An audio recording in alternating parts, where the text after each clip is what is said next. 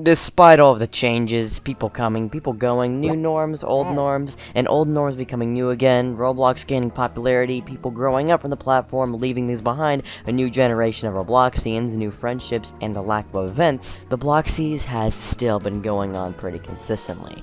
Ever since 2013, the Bloxies have been very prevalent in the Roblox community, and while the awards was initially just to reward machinima makers and whatnot, it has since grown. Now, I personally only played the 6th and the 7th, and I have to say, despite how events are mostly disappointing to me nowadays, the Bloxies are still something I can look forward to.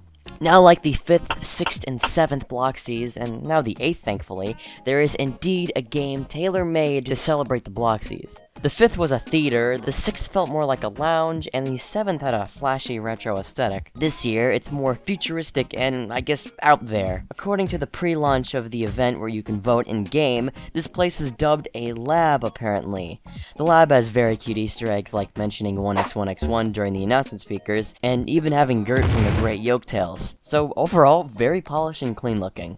But still, I really appreciated the references in this lobby. There are other references in the actual show, like mentioning the oof death sound and Despacito spider, but the fact they also went into more niche references like Gert and 1x1x1 is very respectable. Now, for the lobby aesthetically, it's quite pleasing with all the glowing lights and plastic gray looking walling, the high ceiling and all of the windows. I would say that it could have had a little bit more decoration, but maybe the lesser, simpler decoration is actually part of the whole futuristic look. Much like the 6th annual Bloxies game, there are actually prizes you can achieve from this game. The 5th just didn't have prizes, and the 7th had prizes available in the catalog, but unfortunately the prizes aren't as in-depth to get as the 6th, but I guess they're at least more simpler to get than the 6ths. But you know, maybe these prizes are a little bit too simple to get, like the Bloxies builder outfit where you click a button and that's it, the award-winning smile where you get launched and that's just kind of it, and the J-Party plush, where you hold a button down for a few seconds and receive the prize. I was hoping there'd be like a fun claw machine game here or something, and I could have sworn the award-winning smile was granted by pressing print screen at the picture booths, but I guess I was wrong. To be fair, there was some backlash granted from the 6th Revenge of the Bacon minigame from what I recall, and I'm glad these prizes are here at all, I presume. And I mean, there's pretty much no complaining about free items, so it doesn't really matter. But the 6th had elaborate minigames for 3 prizes, which was a good challenge, rewarded with a decent item. But thankfully, these prizes are very clean looking, especially the Bloxy builder's outfit that comes with a nice hard hat and some high quality clothes. I also really like the imagination core as it's so simple and elegant looking, with the crack in it adding just a little detail to it. Now, there is actually a scavenger hunt prize and I guess grand prize, being the Metaverse Explorer's backpack and the imagination core respectively. The scavenger hunt was alright, although could have used a counter for how many items you got. But besides that, it's okay. It's your run-of-the-mill scavenger hunt for these type of events. But some of the placements for the trinkets was very clever, especially where they hid the core and the plush. It makes you think outside the box. The plush is actually where you don't think you'd be able to go to, and the core is very cleverly hidden, requiring a pretty strange way to get to it, having to climb up the architecture that I didn't even know you could climb up. Also, the imagination core requiring you to finish the entire show is pretty interesting, but for some reason I joined on my alt and I got it in like the middle of the show and somehow just received it, which is strange. And for some reason the imagination core actually has a 100% reward weight, so I guess they just toned down the difficulty for the prize. So overall, I'm actually really impressed by both the prizes and the lobby. I mean, in terms of the prizes and the lobby, this is definitely a step up from the 7ths. I mean, I liked the 7th's lobby, but it felt pretty lackluster. But this goes beyond my expectations and is actually way better than I thought it would be. So, nice job. Now, on to the most important part of this, the show. The prizes and lobby is cool and all, but the actual show is definitely the core part of this entire event. And on topic of the show, it was unusual. But being unusual isn't necessarily a bad thing. To start the show, you must enter the ship which we'll be staying in for roughly the entire show, which will be leading us to different settings, and will sometimes have a screen displaying a video. Last year, I just kinda looked at a static screen the entire show, but here there's movement and having breaks from the screen, which is actually pretty interesting, and actually feels more involved than last year's. You feel like you're actually there for the show, not just viewing it. Anyways, actually, time to review the show. We start off the show with J-Party greeting us, and man, this is already great. Not only is J Party here again, I mean, he's perfect for the host job, as he's very charismatic and can hold a show like this, but the show's overall aesthetic is not too dissimilar from the 7th's, retaining the fluent and full-of-life animation. I have no idea if it's mocapped or animated by hand, but either way, the characters are always gesturing and moving around, and even their mouths move. It's really pleasing to look at, and the show even says that the show itself is entirely constructed in Roblox, which is very respectable. And going back to J Party being the host, there isn't really a co-host besides the announcer, which, if I recall correctly, is called Bloxworth. Last year, Leah Ash was the co-host, and I guess they wanted a female host, so they just picked Leah Ash and just said, sure. I'm still confused. Out of all the YouTubers they could have picked for a co-host, they chose Leah Ash. There is now animated appearances from Rovio23, Tanker, and I Am Santa, which is nice, so good job. Moving along, though, there is apparently a story of all things, a sparse one, being simple that can get interrupted, more on that later, but the general plot of the Bloxies, and the reason we're on a ship and will be going all over the place, is that the imagination core is depleting, so we must travel through the metaverse to replace it. The imagination core is the core component allowing us to actually travel through space and whatnot, leading us to worlds that can be immaculate to pre-existing Roblox games, so yeah.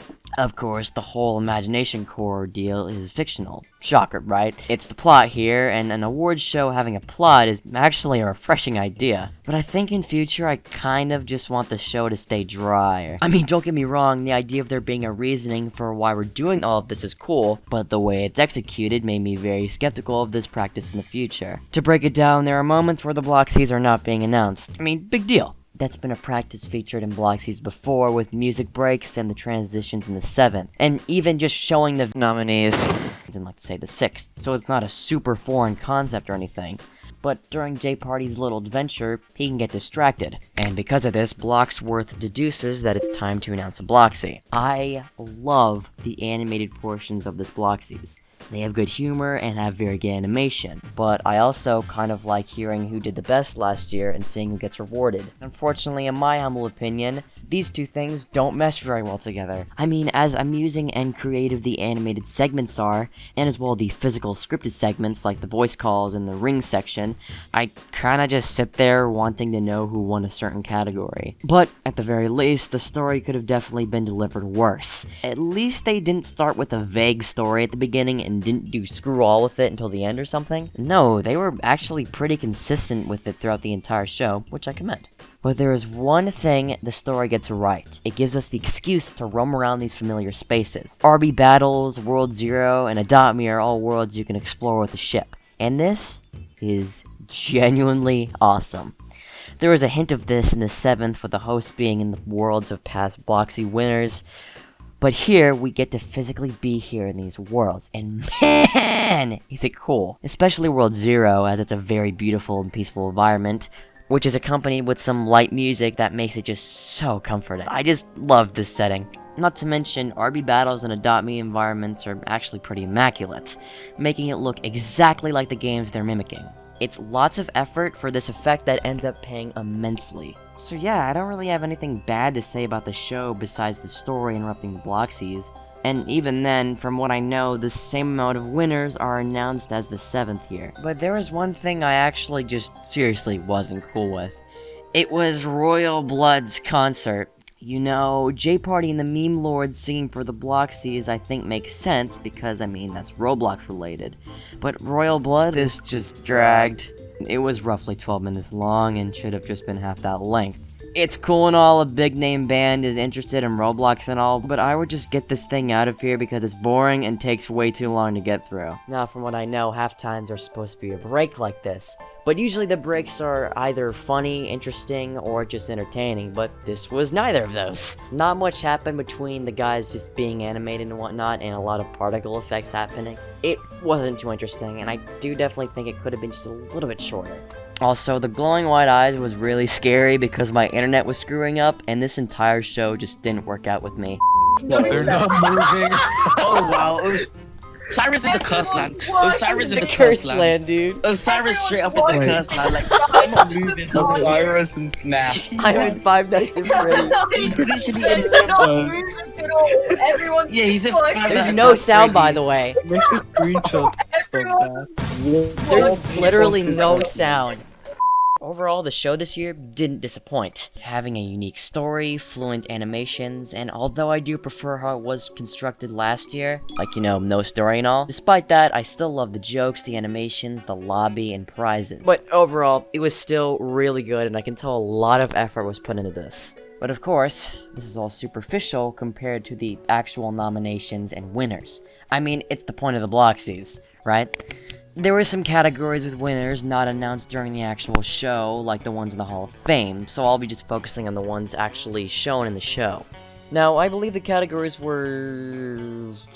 well, let me just meticulously describe the categories in my opinion. Most educational games had Lua Learning, which is just the perfect pick for this category, being something that is educational that in turn can be directly used for Roblox. And Word Bomb, a very fun game that tests your vernacular and explores you to new words. Sleeper Hit had some, I guess, somewhat underrated yet still known experiences like Super Doomspire and the Wild West, which are both quality titles. And Best Game Trailer I definitely think had good choices, none that I thought were unwarranted for the Bloxies. And even Game of the Year I thought had choices that were warranted, and made sense. But the fact something Piggy related was chosen 8 times for Game of the Year, Xbox Game of the Year, Mobile Game of the Year, Best New Game, 2 Piggy songs for Video of the Year, Mini Tomb himself being a nominee, and Builderman, yes, Builderman, David Bazuki, yes, David Bazuki, choosing Piggy for the best game of the year, all that kinda miffed me. Now, I'm definitely a bit biased here, as I am a self-proclaimed Piggy disliker, but some of these choices were definitely unnecessary for Piggy. I don't think we needed 2 Piggy songs, and I don't think Piggy needs to have the potential title of Xbox Game of the Year. However, I know a lot of people adore the game, so having it for Game of the Year, and even having Minitomb as Best Developer of the Year made sense. And I'm actually glad that Minitomb was chosen, because this one guy was going up against 3 development studios and 1. But gosh, whatever trendy game pops up, don't let it have like 8 different ways to nominate it. They did the exact same thing in 2018 with Jailbreak, and it's just as annoying as it is then as it is now. But yeah, overall, decent job on the choices. And actually, that is pretty much it for the Bloxies. I didn't have too much to say about the Bloxies, as it's more brief to totally review, unlike talking about multiple clubs or talking about a bloated experience like the Wonder Woman event, but I hope I still provided some insight on the event. Overall, this was an incredible event, taking a new spin on the Bloxies formula, although in a way I found a little bit annoying. But what makes up for that is the totally great animation quality, integrity for its software, great ideas, decent choices, and some prizes that turns this event into something that's actually pretty...